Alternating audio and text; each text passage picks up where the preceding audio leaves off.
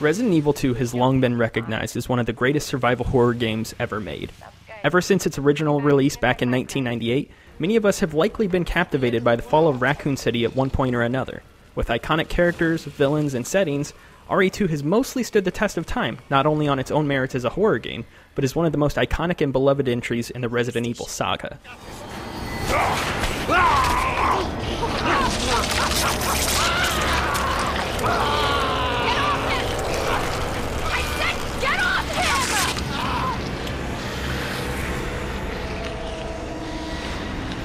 Over 20 years later, Capcom has completely remade Resident Evil 2 from the ground up, with modern graphics, gameplay sensibilities, and new additions to the story that give it even more emotional weight. The finished product isn't just one that is better in nearly every way compared to the original, but it again rises above almost everything else within its genre, and stands as one of the best survival horror games ever. Oh no.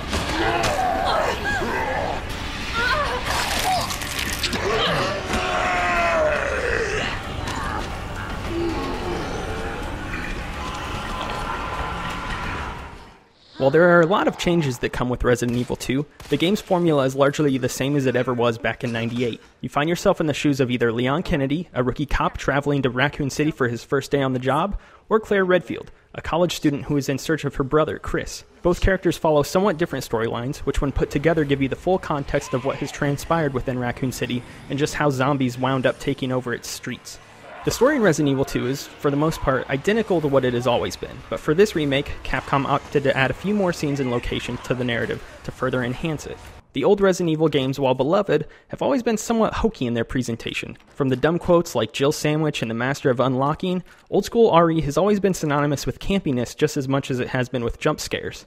While that silliness is mostly done away with in Resident Evil 2, I think it's largely for the better. You'll probably need this. No, I'm not taking that. You're gonna... Shh.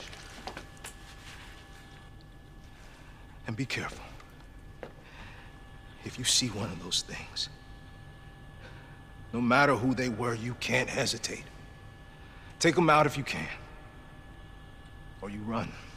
One of the things that took me aback as I played this remake was just how well done the character moments were.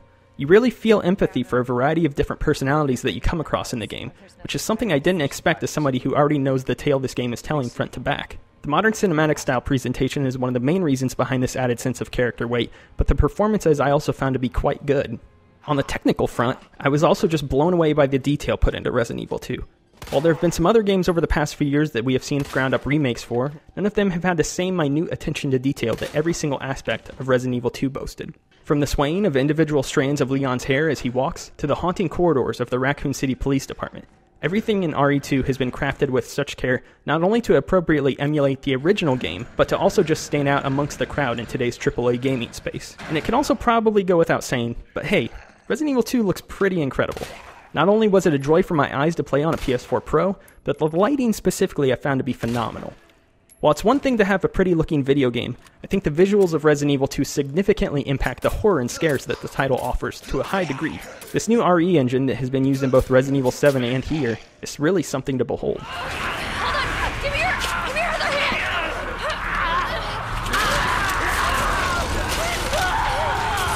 It's okay, I got you!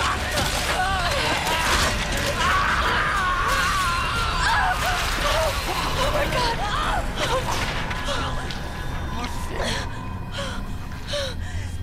I'm so sorry. Speaking of scares, I also think this modern iteration of Resident Evil 2 is one of the most frightening games I've played in years.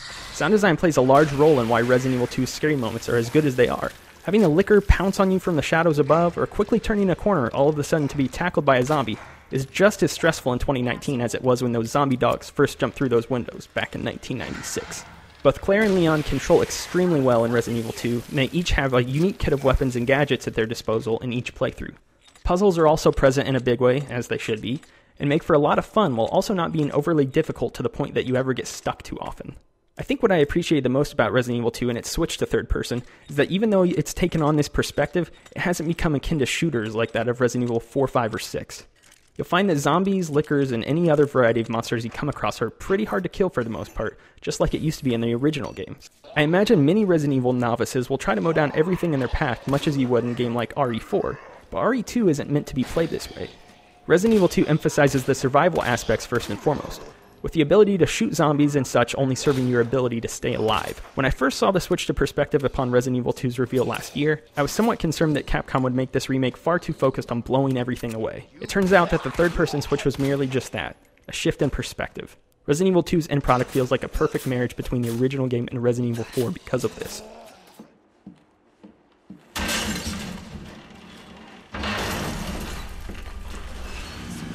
Jesus, stay back!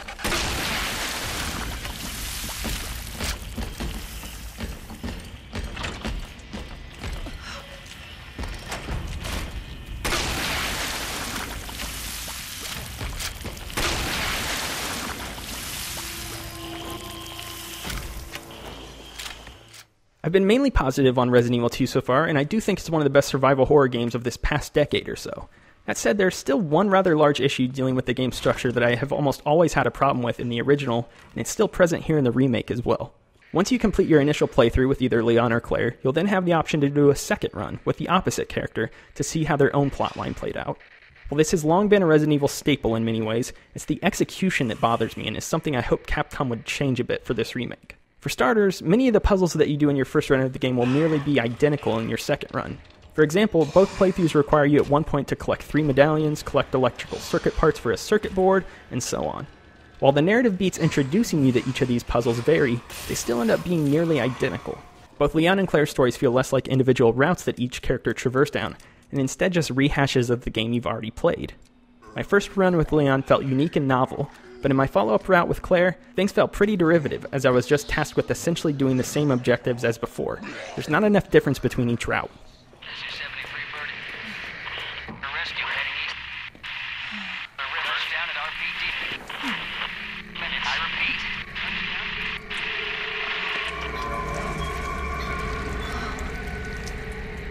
Oh, God. God. Oh. What? Who's there?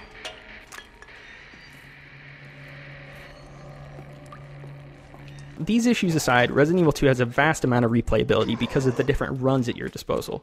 With 4 campaign variants in total, there's a lot that Resident Evil 2 has to offer that will keep you coming back over and over again in the pursuit of that S ranking. The 4th Survivor mode from the original game, featuring Hunk and Tofu, returns, and it makes for an enjoyable time. This has never been my favorite mode within Resident Evil 2, but it still offers something much different from the base game and is an excellent challenge to end-cap the game's story. I haven't even mentioned the collectibles and other unlockables, of which there are a ton. Most of these include character or item models, along with some rad concept art. To unlock all of this, you'll be tasked with accomplishing a bunch of in-game achievements, but the process of doing so is actually a lot of fun. Basically, there's a lot to do in RE2, and if you want to do it all, it's going to take quite a long time. Capcom is definitely giving you your bang for your buck with this remake. Where mere years ago I questioned the future of Resident Evil, these past 2 releases of Resident Evil 7 and now Resident Evil 2 prove that we're seeing a resurgence of one of my favorite video game franchises of all time. What Capcom has created here with Resident Evil 2 is somewhat unprecedented. While remakes aren't a new thing in video games, the way in which Capcom has been able to change so many facets of Resident Evil 2 while keeping the core game intact is one of the most impressive accomplishments I've seen in quite some time. Better yet, they found a way to somehow improve on the beloved classic, which is no short order. Because of this, Resident Evil 2 is likely the single most excellent video game remake ever created, and I'm hard-pressed to think of anything else that could compare.